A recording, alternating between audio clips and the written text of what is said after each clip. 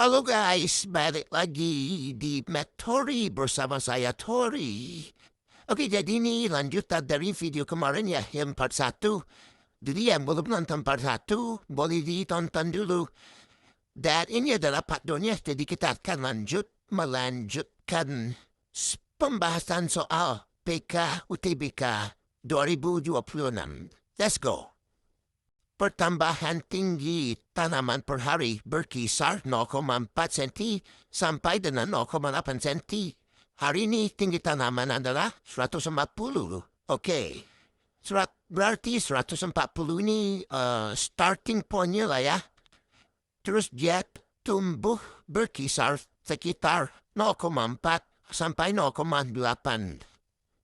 Manakah hubungan yang benar antara kuantitas P dan Q berdasarkan informasi yang diberikan? 9. Waktu yang diperlukan dalam hari agar tinggi tanaman 144 cm. Nah, berarti 140 ini kita mau buat jadi 144 cm. Oke, nah kita ambil yang paling kecil lah. Nilai yang paling kecil. Ini 140 ke 144 kan, tambah 4. Berarti agar 0,4 ini nilainya jadi 4. Itu berarti butuh 10 hari. Ya, kan dikali 10, berarti 10 hari. Nah, kita ambil 0,8. 0,8 biar dia jadi 4, itu butuh 5 hari. Setengahnya ya. 5 hari. Nah, berarti nilai kiwit nih itu lebih besar sama dengan 5 dan lebih kecil sama dengan 10. Berarti dia bisa 5, dia bisa 6, dia bisa 7, dia bisa 8, dia bisa 9, dan dia bisa 10. Nah, jadi ada hari-hari inilah. 5 hari, 6 hari, 7 hari, sampai 10 hari. Nah, P ini 9. P ini 9. 9. Jadi, Q ini, dia bisa sama aja dengan P. Dia bisa aja lebih kecil. Mungkin aja dia 5 hari. Atau dia bisa juga lebih besar, 10 hari. Ama, range-nya ya dari 5 sampai 10, kita gak tahu. Karena berkisar gitu. Jadi, informasi di atas tidak cukup untuk memutuskan hubungannya. Kayak hubungan kamu dengan dia. Oke, next. Nomor 12. Jika alpha lebih besar dari 0 dan lebih kecil dari 90. Nah, berarti ini jadi kuadran pertama yang dimana semuanya itu positif. Berarti sin cos tan-nya itu bernilai positif semua. Dan cos alpha itu 3/6. Nah, cos itu kan sami. Kalau sin itu demi. Depan per miring. Dan tan itu desa. Depan per samping. Nah, kalau cos alfanya 3/6, kita gambarkan dulu segitiganya. Berarti sampingnya itu ini berarti 3, miringnya itu ini berarti 6. Berarti depannya berapa guys? Ini kita Pitagoraskan, nanti hasilnya dapat akar 27. Nah, berarti kita mau cari di antara pilihan berikut mana yang benar. Oke. So, per sin alpha sama dengan 6/27. Nah, kita hitung dulu sin alfanya demi depan akar 27 per miring 6. Berarti kalau kita balikkan jadi sepersin alfa itu 6 per akar 27. Oke. Pertanyaan pertama betul ya. Terus ada yang kedua tan alfa sama dengan akar 27/3. Ini desa. Berarti depan akar 27 per sampingnya 3. Oke, ini juga benar ya.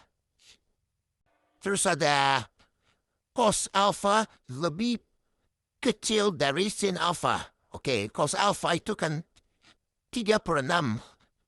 Apakah dia lebih kecil atau lebih besar atau sama dengan akar 27/6? Nah, 3 ini kan akar 9.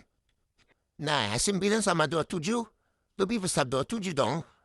Berarti ini sin alfanya lebih besar. Berarti benar.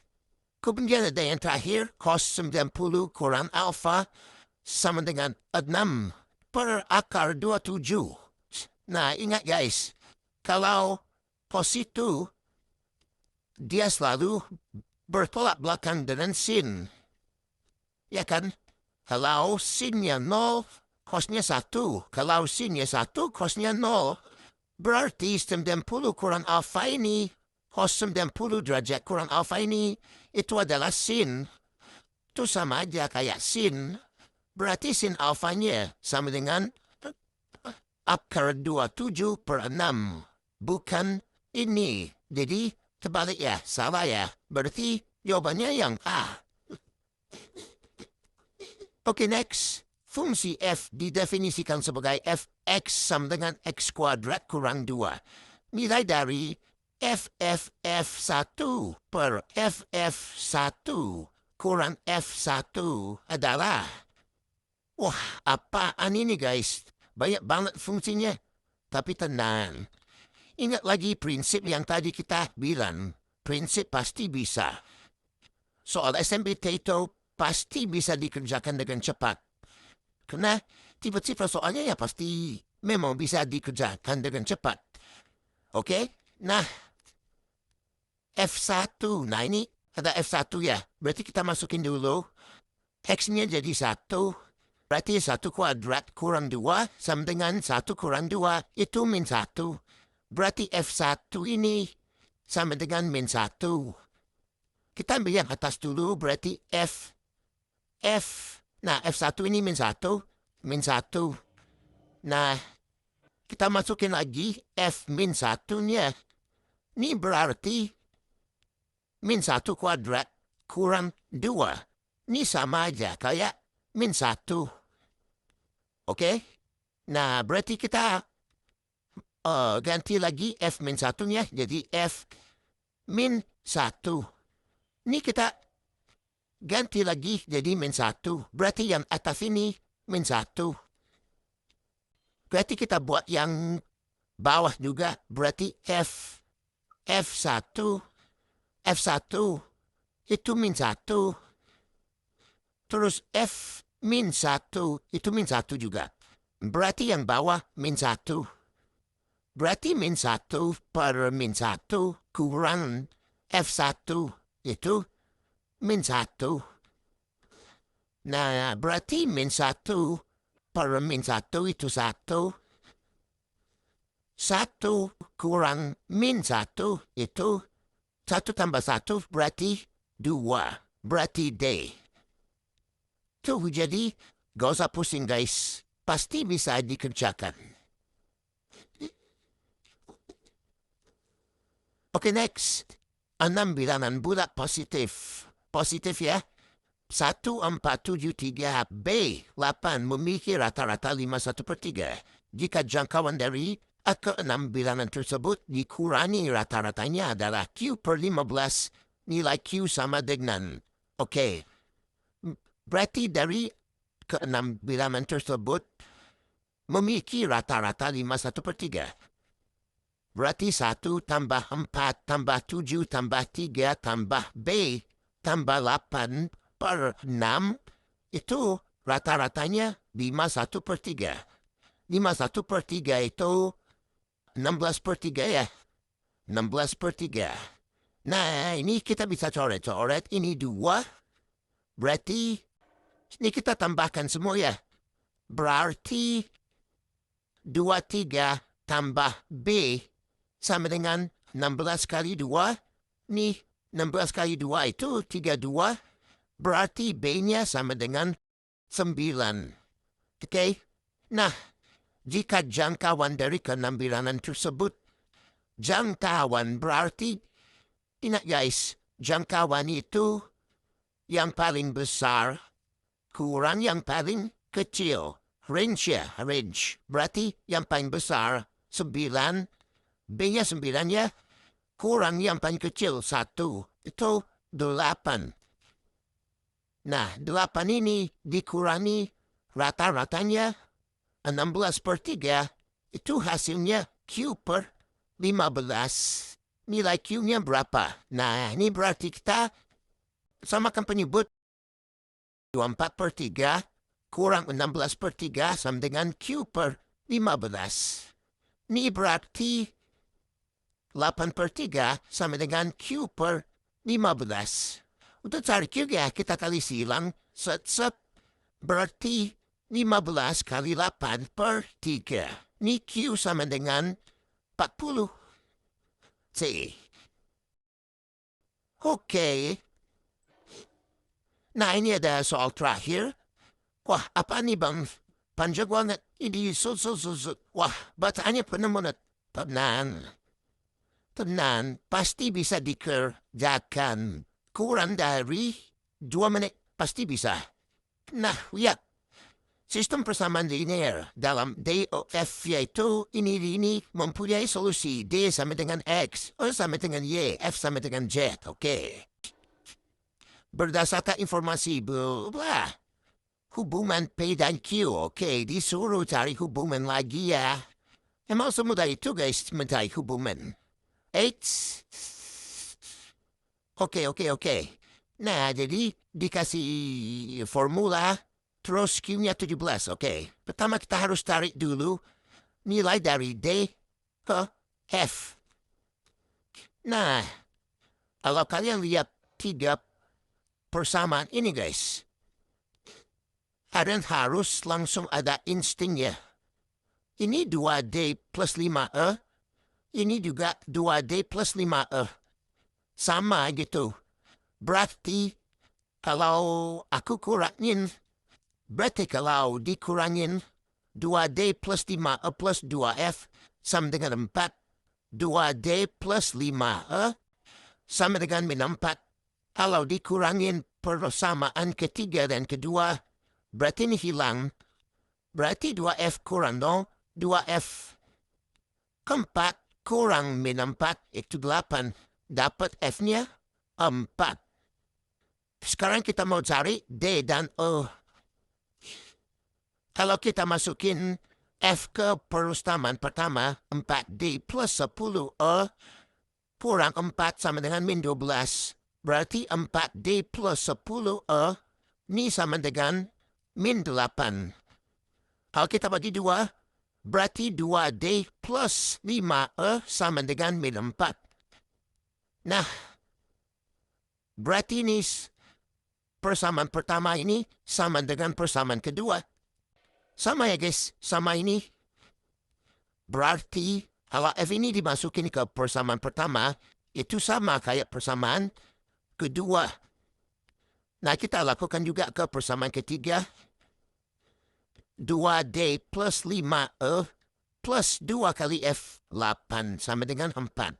2D plus 5E sama dengan min 4. Nah, sama juga ke sini. Berarti ketiga persamaan ini sama. Nah, kalau ada 2 variabel, terus persamaannya sama semua, yang which is cuma ada 1 persamaan aja, kita gak bisa cari variabelnya guys. Karena untuk mencari 2 variabel, itu dibutuhkan minimal 2 persamaan juga. Nah, ini kita ada 3 persamaan, tapi sama semua. Berarti ini satu persamaan aja, dan variabelnya ada 2. Berarti gak bisa guys, kita gak bisa mencari. Nah, apakah jawabannya D? Bentar dulu bos. Nah, F ini kan Z. Berarti 4 kuadrat.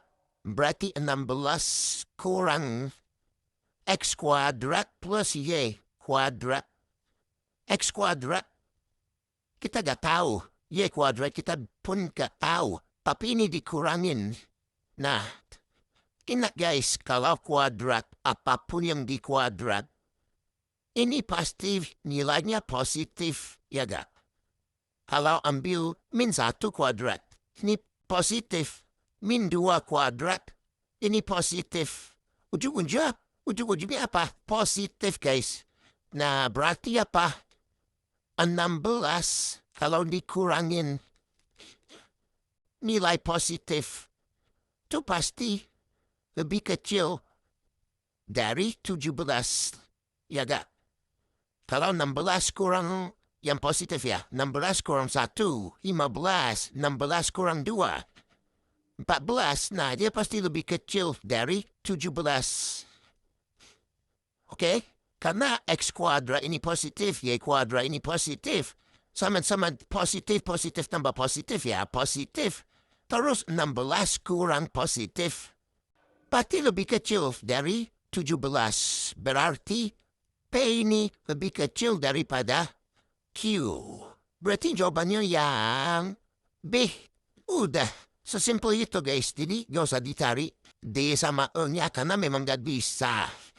Kita harus lihat soalnya dan mengetahui sifat-sifat yang ada di dalam persamaan tersebut. Gitu deh. Oke guys, segitu dulu. Kalau kalian suka sama konten-konten bahas UTBK kayak gini, khususnya PKPM, mungkin boleh di-subscribe, di-like, di-share, dan di-komen agar kita bisa bahas lebih banyak lagi.